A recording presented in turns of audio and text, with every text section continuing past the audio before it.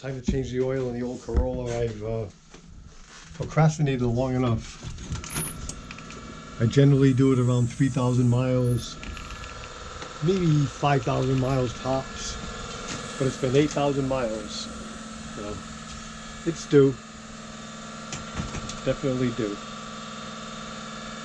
So here I go.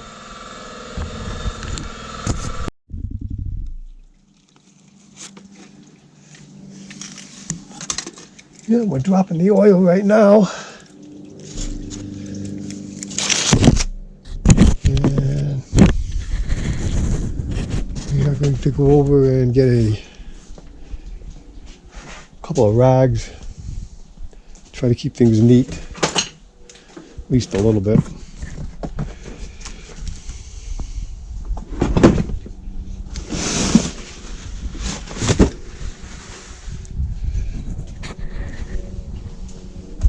Sweepy's inside having her Kong meal.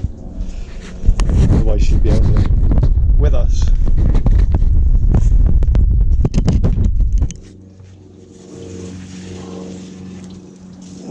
I don't have an oil filter today, so I'm going to drop the oil out of the filter and just put some fresh oil in it and call it a day. This is an old Corolla. She's been across country a couple of times, and with Sue's work car for a long time, and then Susie got a newer one, and I had an old S10 that had about had it, and so I ended up with this. This is a 2009 Corolla. I believe it has 80,000 miles on it, but it runs like a top, runs good, gets me to work every day. Just had to do general maintenance on it, you know, regular stuff, brakes, tires. I had to put a generator on it. Had to put a couple of batteries in it. But it's been a very, very dependable automobile. Extremely dependable. It's only broken down once on me, and it wasn't because of the car. It was because the battery went bad. That can happen in anything. The transmission also at one point, it was right around 75,000 miles, it started to make like a funny whine noise. It never broke down, never failed. It just got to the point where the noise got like louder and louder and louder, and it was annoying.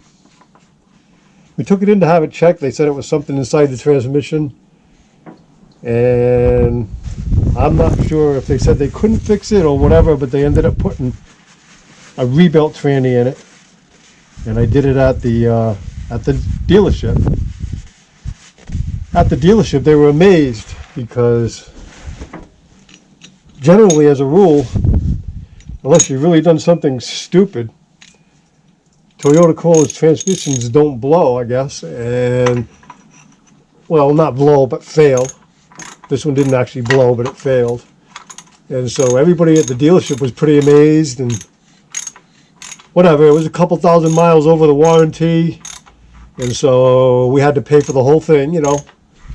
Back then, I guess it was, I think it was $3,000 or something like that. So we paid it. Went on our way. Never had a problem with the transmission since. We put another 70,000 miles on it, you know, since. Never had a problem. Never had a noise. And so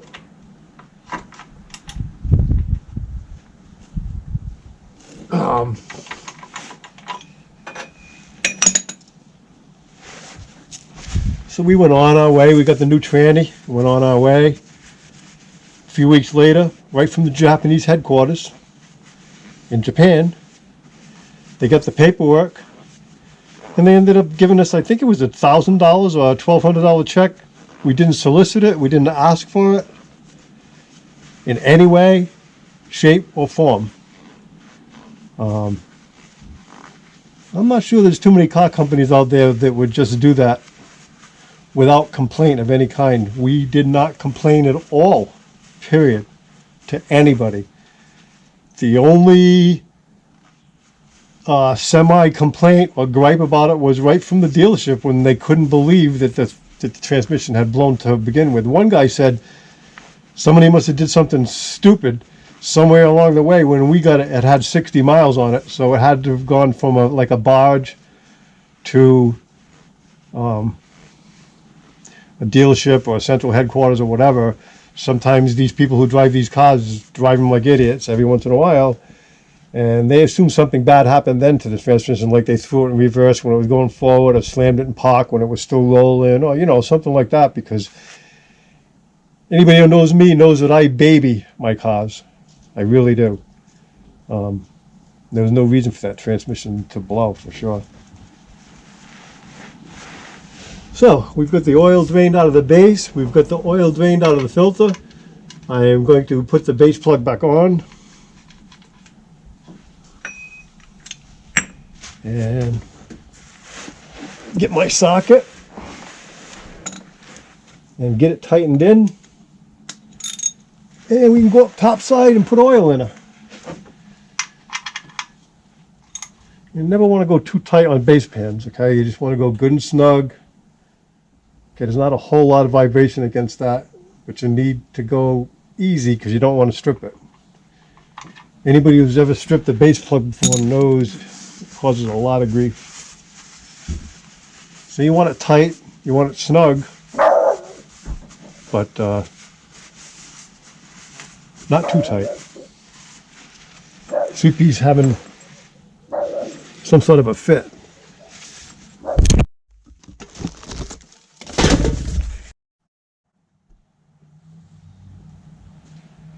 Okay, so we've let the car down, and just to be, on the cautious note side, if you ever change the oil yourself at home, which I'm sure a lot of you guys do,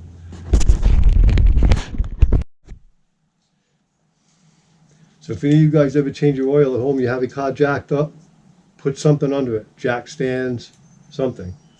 I'll never forget the day I came home from work, and there was my neighbor. He had the back end of his car jacked up. He had the right rear tire off of it, and he had it up on a bumper jack. He was laying underneath it. His chest was barely clearing the chassis, trying to fix something on his exhaust, I believe. I forget exactly what. And that thing was rocking back and forth and teetering and almost was ready to slip. I'm telling you, I've seen a guy get run down by a tractor. And even though we think we can get under these things for a quick second and do what we got to do, guys, don't do it. If you jack something up, put something under it for safety before you get under it. Think about it. The last thing you want to do is die trapped underneath something, not able to breathe. So I'm going to go get some oil, and I'll be right back.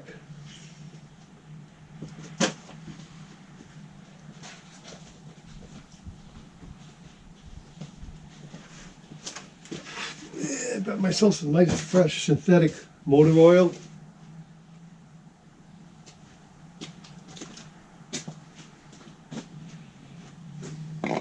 So I got my motor oil.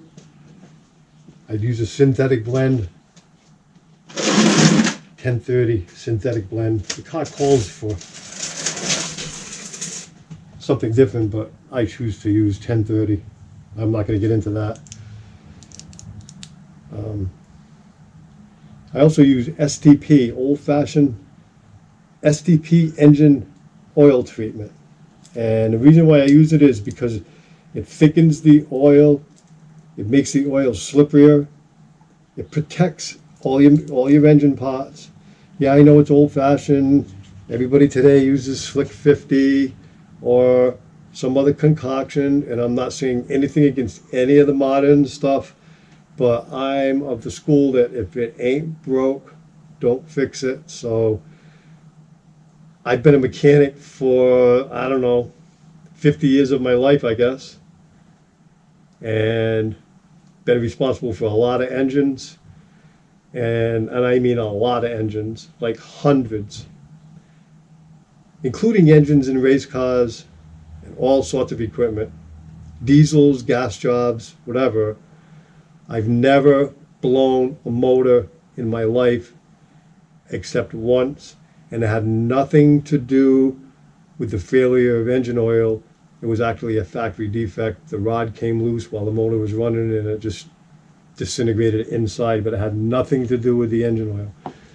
I'm not telling anybody what to do. I'm just telling you this works for me. Old-fashioned Stp oil treatment, a good quality motor oil, and change it regularly. And it does wonders for your automobile, for your engine. It really does. And this particular car takes about 4.5 quarts. My trusty tried and true Corolla. So I put approximately 1/2 quart of STP, so I'm going to go on ahead and put 4 quarts of oil. Then I top it off with about 2 ounces. And it's usually chock full, and I'm good to go. Generally, when I change my oil, in the old days, I would grease the chassis, but there are no grease fittings anymore. You just change the oil. I also check the tire pressures. I usually do it between 3,000 and 5,000 miles. Like I said, I've slacked a little bit here. Gone a little further than I probably should have. But that's okay. You know, it's not going to hurt the car. It's okay. It says you can go, I think it's 6,000 to 8,000 miles anyways, and so I've gone only like 7.5 or 8, so it's not like I've been ridiculous. It's probably the dirtiest oil I've ever taken out of it, though. It was still pretty clean, but it was on the darker side. That's okay. I just haven't had time. You know, I work 40 hours a week. I take care of all kinds of stuff at home. I do all kinds of different things, as well as I've picked, we've started our YouTube channel. I do all the editing. We do filming on Saturdays, which Saturdays is when I used to do all of this kind of stuff. So let's just say I'm a little behind on this, that's all. That's okay though. I'm on time anyways, according to the factory book. I don't know about Ron's book, but according to the factory book, it's okay. So like here comes the 4th quart. You should always change your motor oil, in my opinion at least, when the motor's nice and hot. So I just drove home, I went down the highway for 20 minutes, 25 minutes, 60 miles an hour or so. Got everything nice and hot and worked up, pulled in, and dropped the oil. That's the best way. You get all the dirt, is all suspended in the oil, hasn't settled in the base pan overnight, nothing's settled. It all drains out. And then what I like to do is put the oil right in it. I like to start it up, run it for a couple of minutes, get everything mixed in, get this new oil heated up a little bit. Then in the morning when I start it, that super thick STP won't be in there. It'll be mixed in with the motor oil. And one thing for sure about STP is it's so thick you don't want to put it in any kind of a cold motor. If you ever add it, which I generally do towards like 1,000 miles before I'm ready to change my oil to refurbish the oil that's in it, I usually add a can. I always do it warm, hot, whatever, and then I start it up immediately and mix it. Just a note. Maybe it doesn't make a difference, but the mechanic in me says it does, so that's what I do. So I've added the oil, I've added the STP. I'm going to add a couple of more ounces out of another fresh quart of oil, just to top it off.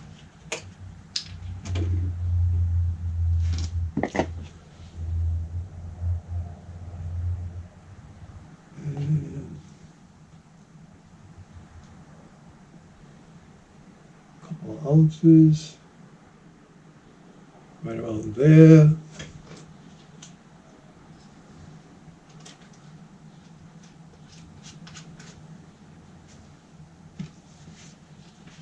That's all there is to it, really. Now I'm going to go start her up. Mix the oil for a couple of minutes. Clean up the tools. Put my used motor oil in a container so I can take it to a recycle place and get it recycled. And we're good to go for another, hopefully not 8,000 miles, but probably 5,000. I hope you enjoyed this crazy little video of watching me change my oil. Before you leave, please send a comment, click like, share the video with some of your friends and family if you would. And please, me and Sue would love to have you along for the ride. Subscribe to us. It helps us. It doesn't cost you anything. And you'll get a little notification when we put up a new video if you're interested. So we appreciate you watching. Have a nice day.